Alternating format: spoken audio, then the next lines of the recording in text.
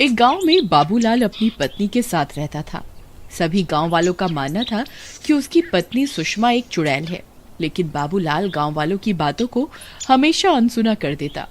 फिर एक दिन रात होने पर बाबूलाल सो रहा होता है। तभी सुषमा उठती है और धीरे से घर से बाहर निकल जाती है और चलते चलते चुड़ैल में बदल जाती है। फिर वह पास के गांव में घुस जाती है। गांव के सभी लोग अपने अपने घरों के अंदर सो रहे होते हैं। वहीं एक औरत घर के बाहर सो रही होती है। वह चुड़ैल उसके पास जाती है और उसकी गर्दन पकड़कर उसे हवा में उठा लेती है। अरे मर गई रे, ये कब्बक चुड़ैल कहाँ से आ गई? अरे गांव वालों मेरी मदद करो, अरे कोई है, कोई तो मेरी मदद करो।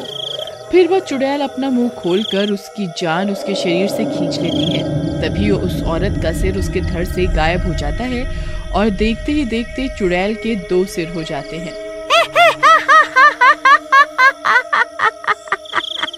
फिर वह चुड़ैल वापस अपने घर की ओर चली जाती है और फिर से औरत की भेस में आ जाती है, लेकिन उसके सिर अब 2 हो चुके होते हैं।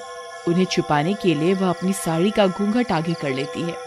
सुबह होने पर उस सरकटी लाश को देखकर सभी गांव वाले घबरा जाते हैं और उसकी मौत की खबर आसपास के सभी गांव में फैल जाती है।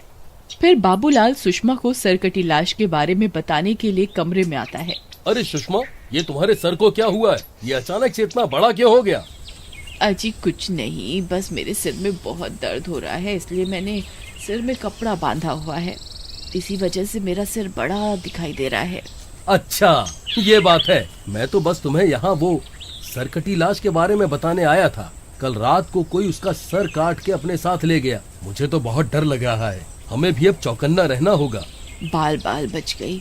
अगर इन्हें मेरी असलियत के बारे में पता चल जाता तो मैं अपने मकसद में कभी कामयाब नहीं हो पाती। फिर रात होने पर जैसे ही बाबूलाल गहरी नींद में सोता है, सुषमा उठ जाती है और घर से बाहर निकल जाती है और चुड़ैल में बदल जाती है।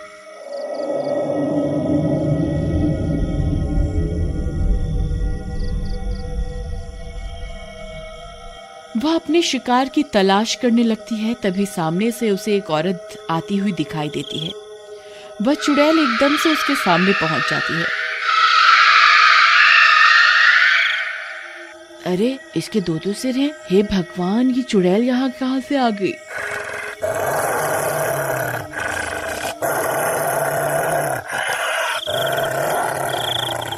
फिर वह चुड़ैल उस औरत की गर्दन पकड़कर उसे हवा में उठा लेती है और अपना मुंह खोलकर उसकी जान भी खींच लेती है। फिर उस औरत का सर भी उसके धड़ से अलग होकर उस चुड़ैल की धड़ पे लग जाता है। फिर वह चुड़ैल वापस अपने घर आ जाती है। सुबह होने पर लोग एक और सिरकटी लाश देखकर घबरा जाते हैं।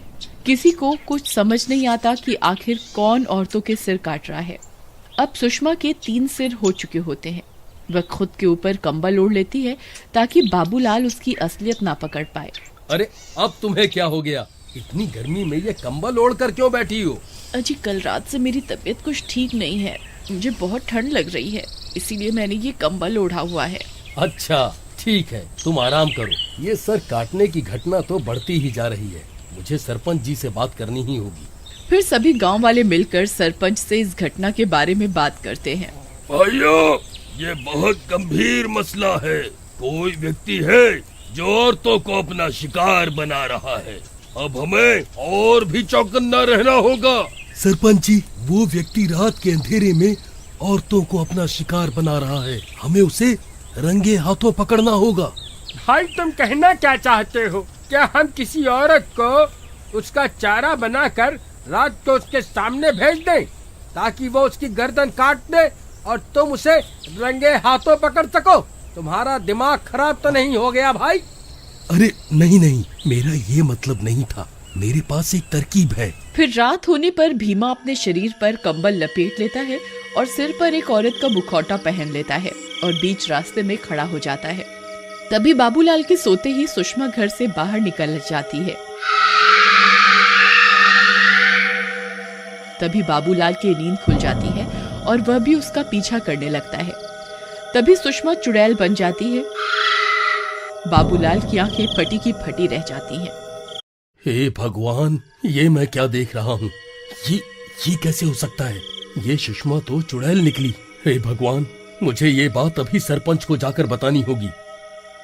फिर वह चुड़ैल आगे बढ़ जाती है। वहाँ उसका सामना भीमा से होता है। वो भीमा को औरत समझ रही होती है।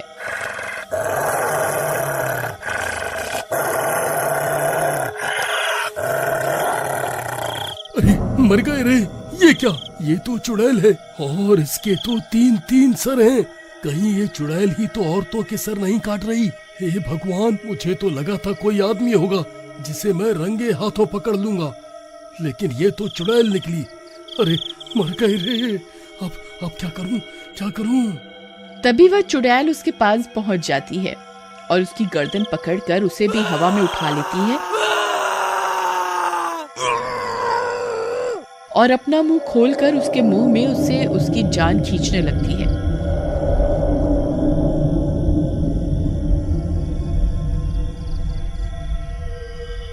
लेकिन मुखौटा होने की वजह से वो नाकाम हो जाती है।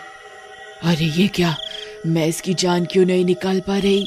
लगता है मुझे अपने खंजर से इसका सिर इसके धड़ से अलग करना होगा। अरे मर गए रे, ये चुड़ैल तो उस सर को धड़ से अलग करने की बात कर रही है। कहीं चाकू थोड़ा सा नीचे लग गया तो सच में मेरी गर्दन धड़ से अलग हो जाएगी। अब क्या करूं?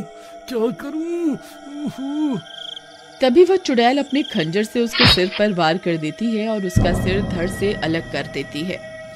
भीमा धड़ के अंदर छुपा रहता है। फिर वो उस सिर को उठाकर अपने सिर से जोड़ने की कोशिश करने लगती है, लेकिन वो सिर नकली होने की वजह से उस चुड़ैल के धड़ से नहीं लगता। वो बार बार सर को अपने धड़ से लगाने की कोशिश करती है, लेकिन वो सर बार बार जमीन पर गिर जाता है। तभी बाबूलाल कुछ गांव वालों को लेकर वहां पहुंच जाता है।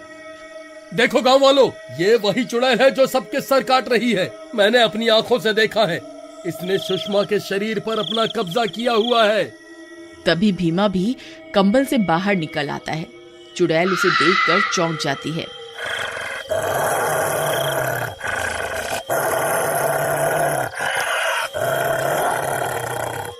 अच्छा, तो तू औरत के रूप में बहरूपिया है, तभी ये सर मेरे धड़ से नहीं जुड़ रहा था। तूने मुझे बेवकूफ बनाकर अच्छा नहीं किया। अब मरने के लिए तैयार हो जा। फिर वह चुड़ैल भीमा की गर्दन पकड़कर उसे भी हवा में उठा लेती है। अरे मर गए। अरे गांव वालों, मेरी मदद करो। अरे कोई मुझे बचाओ। भाइयों, हमें भीमा की मदद करनी होगी, नहीं तो वो उसकी जान ले लेगी। लेकिन भाई, हम उसकी मदद कैसे करें? वो 3 सर वाली चुड़ैल हमें कच्चा ही खा जाएगी। मुझे ही कुछ करना होगा। अरे नास मिटो, वहाँ खड़े खड़े क्या देख रहे हो? मेरी मदद क्यों नहीं करते? अरे कोई तो मेरी मदद करो। अरे मर गया रे, बचाओ।